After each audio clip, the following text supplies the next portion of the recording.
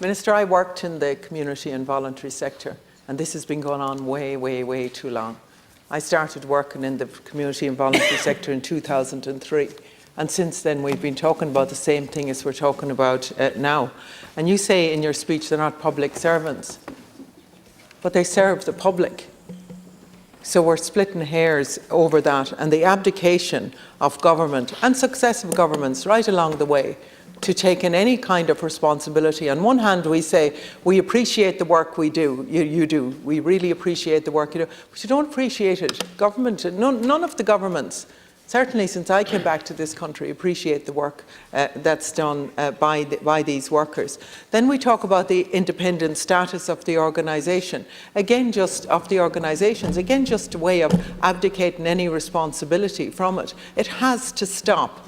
And I thank Labour for bringing forward this motion. It absolutely has to stop here and now.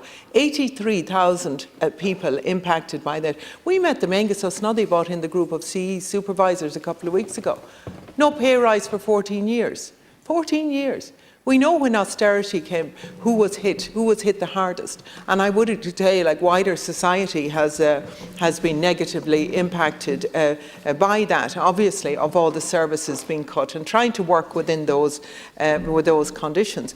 Here and now, Minister, I would ask you to give the commitment today that a standing forum be established and a mechanism for collective bargaining on pay and conditions and with recognised trade unions. That will solve the problem. We say that the problem is too complex. We've just dealt with a pandemic. We can deal with this. This needs to be dealt with. We're avoiding the inevitable that these workers have to be appreciated and that they have to have a framework. They have to have automatic funding increases for salaries. They can't be going every year cap in hand, you know, please can I have some more, please can I have some more.